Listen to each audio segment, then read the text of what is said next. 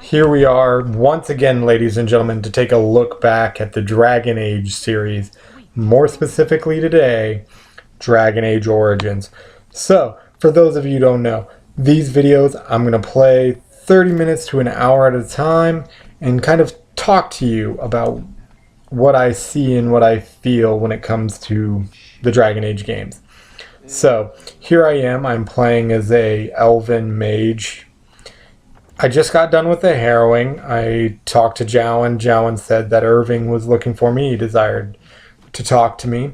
I got lost because, well, I forgot where he was. So I needed to get that quest tracked. But that's the thing I love about Dragon Age Origins. It's so easy to get lost because there's always these little side paths and things to explore. But at the end of the day, you're never so lost that you can't find your way. At no point are you hopelessly lost. And that, I feel, is what makes a great game. The other thing I love is how just rich the lore is. One of the things from day one that I've always loved to do when playing Dragon Age is sometimes I'll just stop playing and I will read the codex and immerse myself in the lore and figure out who these people are, because that's what makes everything matter all the more. And they also do a good job with the companions you have, giving you those opportunities to talk to them, to discover who they are, what they're about, and what really motivates them to do what they do. And, I mean, I'm not a huge fan of Alistair because there are times where he does seem a bit whiny, but as you get to know him, you understand he's been through so much in this short life. Cullen I really like because you see him kind of evolve. And yes, I did mention Cullen because of the fact that I just saw him right there. But anyway, because he evolves from this Templar who doesn't really know his place within really the world. And then by the time you meet him in Dragon Age Inquisition, he's very sure of who he is. He's very sure of where he stands in the world. He understands that the Templars, maybe they're not the best of people. Sometimes they make mistakes. But he always has absolute faith in the Templars. And now here we are. We are introduced to Duncan of the Grey Wardens, as Gregor, Irving, and Duncan are talking together about the war that is brewing and the battle that is about to happen in Ostagar to the south. And what I really like is that where was I? Oh yes. at all times, Duncan of the Grey Wall. like I've said, the lore, they have no problem in explaining it to you, like, who are the Grey Wardens? Because maybe not everybody's heard of the Grey Wardens. They don't treat you like, you ask, what's a Grey Warden? And they go, what? You don't know what a Grey Warden is? Son, you've been living under a rock. It's like, no, you just threw me into this world and expected me to know what it is. But here it's like, what's a Grey Warden? Well, Grey Wardens are fearless and peerless warriors who battle Darkspawn and the Blights. Okay, cool. Thank you. Darkspawn. What are Darkspawn? Well, Darkspawn are these evil, corrupted beings. And I do like that even within the game, you end up finding out that the Darkspawn, each of the different types, are races, are the different races of Thedas. You know, you have the humans. Those are the Herlocks. Then you have the dwarves, who are the Genlocks. Then you have the Shrieks, which are the elves. And then, of course, you have the mighty and powerful ogres, which are the Kunari. And at first, it's like, how is that Kunari? Like, yeah, the Kunari are tall, but what's with the horns? But I do think they kind of almost retconned in the horns and the actual look of a Kunari. But then they've also explained within 3, because of the way you can design your character, that some Kunari are born without horns. And that is considered an asset among the Kunari, because they will use you to be a spy, because obviously it's easier to send a Kunari spy with no horns than to send a Kunari spy with giant horns, because everybody's going to be like, you're a Kunari. You can't be like, no, I'm not. Shut your face. Shut your face right now. Because it's obvious. That, and I would love for maybe the next Dragon Age game to really delve into the fact and let you do this of choosing your religion, you know, because a human, you can believe in the Maker, or you cannot. The elves, you can believe in the Maker, you could believe in the old elven deities, or again, just like the humans, you could be completely agnostic, or even an atheist. And then the thing that would make it just completely amazing is,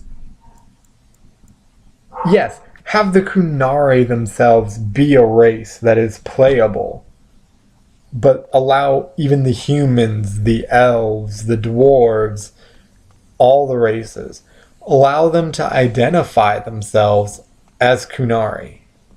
Because that's one of the things I really liked about Dragon Age 2. They explained that Kunari is not really a race. That is anybody who believes and lives their life according to the Qun. And so I think that would just be an amazing thing where it's like, you know, I am a human, but I'm Kunari because I surrender my life to the Qun. And, you know, I mean, it's something very telling. You know, they do have great order and whatnot. But there are times where you gotta wonder, you know, does that system sound almost too perfect? Because everybody, even the Kunari, have enemies amongst themselves. I'm sure there are, you know, this Kunari doesn't get along with that Kunari. And what happens when that Kunari has the ability to get the other Kunari killed? So, you know, the Qun can be just as dangerous as any other real religion. So, and I do regret not really taking the time to talk to Duncan, but I wanted to kind of move the story along since I'm doing just a 30-minute playthrough on this one today. Sorry. And then here again, we have Zhao, and he's like, I need to talk to you. Dude, you're being weird. Alright? Just like, you're stalking me. It's kind of creepy. And you know, I kind of knew the moment he just kind of appeared outside of Duncan's quarters. I was like, something's up. Something bad is about to go down. This isn't going to be a simple thing. It's not going to be simply a, my name is Duncan of the Grey Wardens, and I desire you to join the ranks of my group. I'm sorry, I didn't even have that sentence laid out. That was terrible. But it sounded kind of cool. Right till the end. But anyway, you know, and so then as he's kind of talking about this, you're like, okay, yeah. And it's really interesting that, you know, even within the options that you don't pick, like, I just didn't pick it, but they kind of help you understand this world, because the first option is an initiate. It's forbidden. So it's kind of letting you understand that this is not a okay relationship. No, the Chantry would not approve of this. The Circle of Magi would not approve of this. This is just bad all around. So again, even within the options of dialogue that you don't take, you're learning something about the world, and that's what I love. And now here we're talking about the fact that he isn't going to be going through the harrowing. He's going to be given over for the rite of tranquility. And you end up later finding out, because I have a discussion and you'll see it with Duncan, or not Duncan, I apologize, with First Enchanter Irving, that Gregor, the Knight Commander of the Templars over this circle, says he has proof that Jowen is a Maleficarum, or has been practicing. Jesus, I am terrible at this. Anyway, back to it. Jowen is practicing blood magic.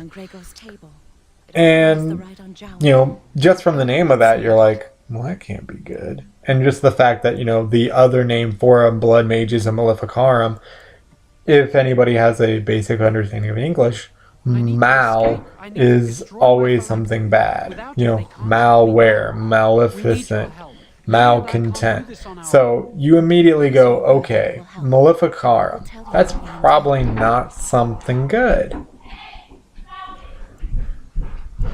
But yeah, and now, Thank you. I'll never forget this. I just was like, but at the end of the day, sorry, I'm trying to collect my thoughts here.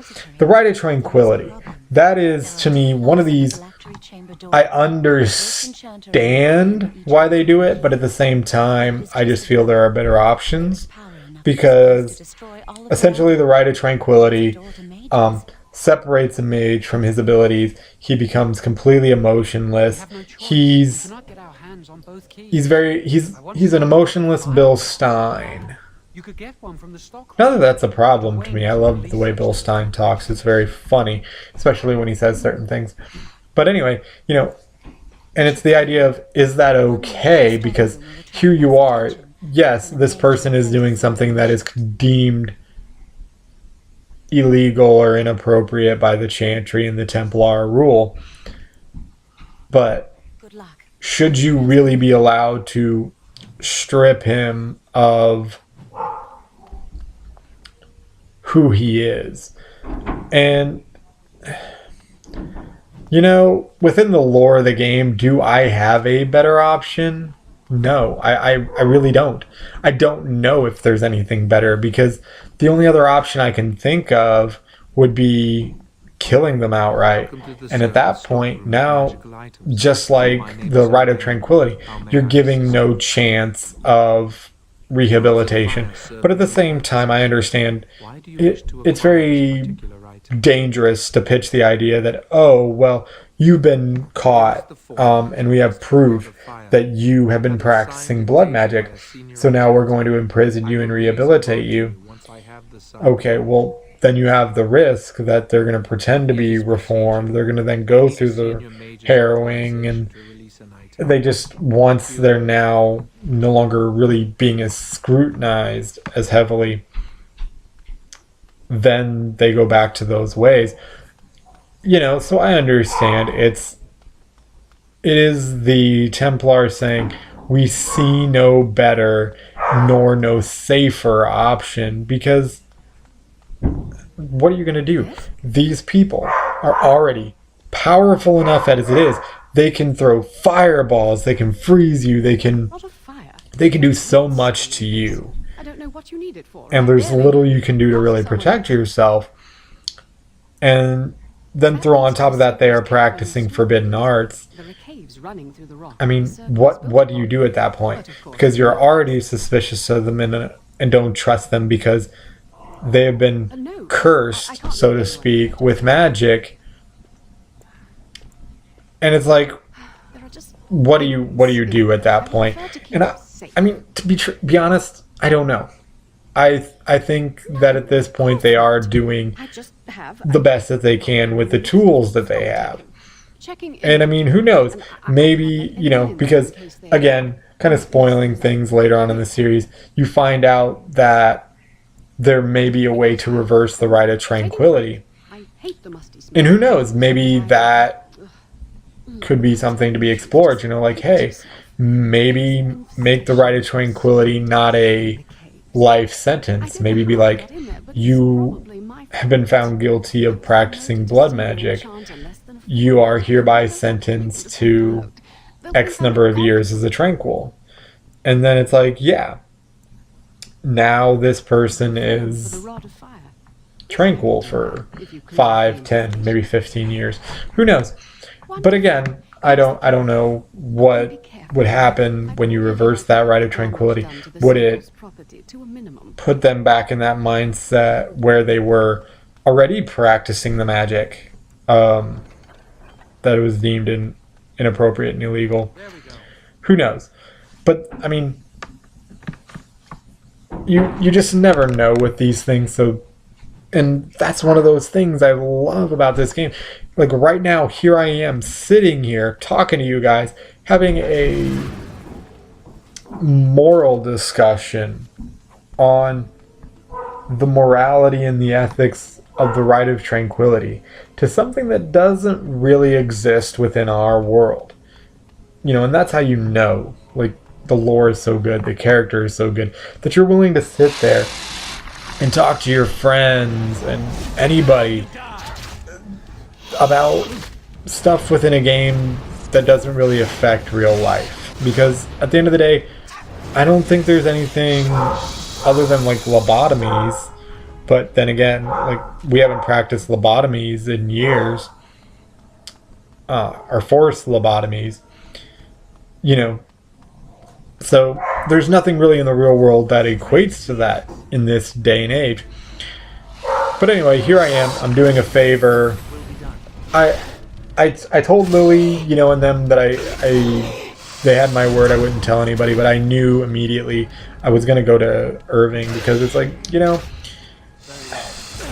I understand you don't want to lose what you are, and you know, you don't want to lose the love of your life, but at the same time, if you truly were practicing blood magic, then, you know, you've broken the rules, and, well, you have to face those consequences. That is part of life. You make decisions, you face the consequences. And I think all too often people do try to escape those consequences by making excuses or, you know, just generally ducking out and trying to evade being responsible for the decisions and the mistakes being made. You know, and so here I am doing a favor for a senior enchanter because I need a Rod of Fire. But I know that I almost forgot, but I did end up going back and talking to Irving and being like, hey, something's going down. I need you to know what's going on. I've pretty much done everything I need to get it set up, but I need you to advise me on how to move forward as I am a new mage. I just got out of apprenticeship. And so, you know, and the other thing I do like is that, man, this game, it allows you to be so much more awesome than you could ever be in real life. Because if a spider like that if I were in a cave, first off, congratulations, you've gotten me into a cave. So be proud of that. Because I ain't going in no freaking cave. That's scary. Especially if you're like, oh yeah, it's infested with spiders. And then I'm like, okay, well, you know, spiders, whatever. Because sometimes it depends on the spider. If it's a small spider, we're cool. If it's a tarantula, I will beat that tarantula to death with your body. I will use you like a baseball bat. However, if these spiders showed up, I'd be like, fuck it, you can fight them. And I would make haste for the entrance. Because I ain't fighting spiders that big. This is, I mean, literally, when I first played this, I think every time I fought a giant spider, I got the willies.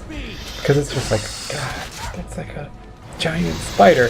And I know, I can't remember which game it is. If you guys do know, hit me up, let me know.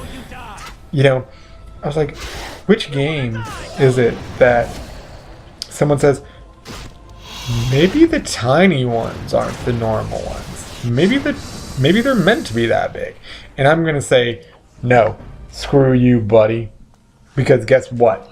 If spiders were meant to be that size, you wouldn't call it a giant spider. You'd call it a spider. And if the tiny ones are the wrong size, then you would call it a tiny spider. And you would just call the big ones the spider. So, no. The little ones are the natural size. The giant ones are fucking crazy. But that's just my opinion. Again.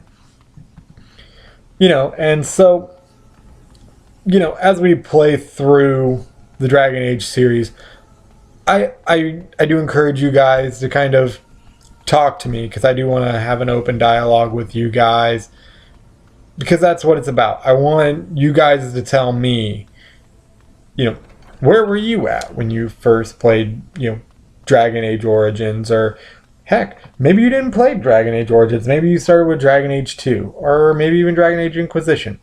I don't judge. I'm honestly a nerd of the highest caliber, almost.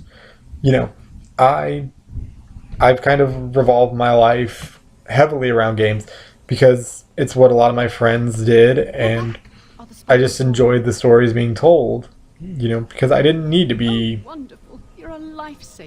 too special to, you know, participate. There you go. How's that? And now, you know, here we are, getting my paper signed. Far in the circle, I bet. I hope I go far in the circle, but I'm probably going to become a warden in like 40 minutes. I don't know. And that literally, guys, is the guess. What you see is what I've played. After I record the VO for this stuff, I go and I play another half hour, and I do what I gotta do to get that one up for you guys. And so here again, this is one of the Tranquil. I mean, you hear how he talks. He's very emotionless. He very much is by the book. And who knows what Owain was like before his Rite of Tranquility. Obviously, the main thing you can probably surmise of all Tranquil was that they were suspected of being Maleficarum. And the other thing that makes it very interesting about the whole fact that the Rite of Tranquility, yep, we're back on it, can be reversed is the fact that, you know, a lot of people said, you know, Knight Commander Meredith in the second game, she didn't even need proof. She was just like, I suspect you're a Maleficarum. You're becoming Tranquil. Deal with it. You know, and that at no point was that decision gone through the proper chain of command, you know, because from what I understand, the Knight Commander of every circle is to really make that decision and that determination with the first Enchanter. But the way they make it sound in Dragon Age 2 is that Orsino, he's like, she's just up and making my mages tranquil, and I know nothing about it until after it happens. So, you know, that is a part of the thing of, you know, you have to understand that these Templars, they can abuse their power if in the right position. And I just want to point this out, man. Irving, I don't know how old he is, but you can tell this guy does not get much sleep. Look at them eyes. Them are like some Tommy Lee Jones eyes with them bags. You know, and this is the other thing that I find interesting is Irving understands kind of what he's asking you to do is pretty risky, you know.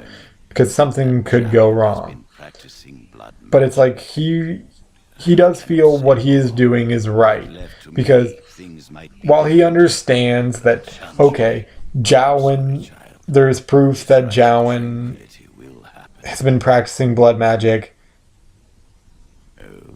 but at the same time, this initiate has found out that he's going to be made tranquil, and Yes, she must be helping him.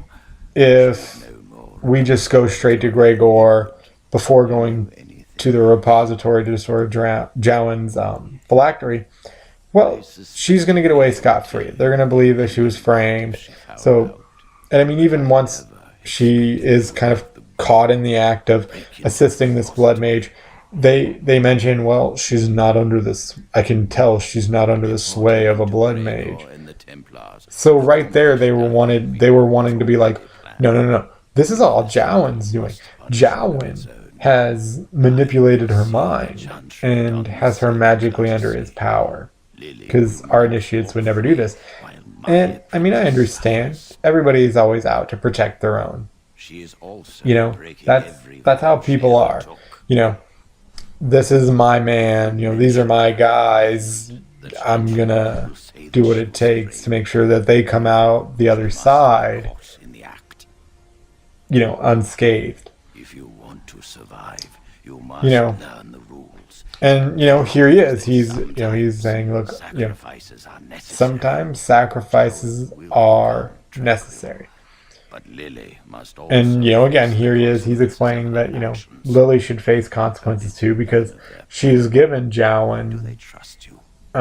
information that he shouldn't be privy to. Will you return? But then again, he also says that the Templars we can act. should have been careful around her, because she's not privy to that knowledge either, because she in no way Shy of your duty now. helps within the right of tranquility. She is merely an initiate, Risk all and for their cause. she really has no authority. She's bottom of the totem pole. She's just kind of there to learn Let them see the what she needs to learn to become. initiate. Let I think our she's student trying to be a chantry sister. well. Maybe do. Who knows? I know the ladies within the chantry can become revered mothers and then divines eventually, if they're lucky. And the divine I love. It's like it's the Pope. It's a female Pope. I hate So it makes there's me that. nervous. And now here we are. That was quick. We're going to be heading to the repository, but I am coming up on the end. So I just wanted to say to you guys, I really appreciate all the support that you've given to me. And, you know, I'd be nowhere without you guys. And, you know, just let me know what you want from this series. What do you want me to talk about? Literally, if you want me to go within the codex and kind of, instead of talking to you about random stuff about the series, you literally just want me to read the codex entries from top to bottom, I will go online. I will get all the codex entries. I'll read them to you if that's what you want, because I want you guys to get what you want out of it. But obviously I got to do my plug. So guys, hit me up on the Facebook page. You can find me under Bearded Ninja Gaming. This video, obviously, if you like it, more videos like it on my channel at Bearded Ninja Gaming. If you want to, follow me on Twitter. I am at BNinja Gaming. That is where, you know, and all of these ways are, I guess, great ways to get into contact with me, because I'm always willing to talk to you guys. And also, I haven't posted in a while and I need to change that, but check out my blog at www.beardedninjagaming.wordpress.com. And I also might be starting kind of an audio podcast with a buddy of mine, but at this moment I'm not sure if that's going to be doable, because I would love to do a podcast right now, and I'm capable of doing a podcast right now. However, it would be weird for me to just be talking by myself for an hour. So yeah, guys, I will definitely probably see you in a couple of days with part 3 of a look back at Dragon Age, and more specifically again, Dragon Age Origins. So, see y'all later, and I hope you have a wonderful and awesome gaming day. And the mage touches it with mana to release it. The ward only responds to the touch of one who has been through the harrowing. First, the password. Sword of the Maker, Tears of the Fade. The password only primes the door. Now it must feel the touch of mana. Any spell will do, but hurry.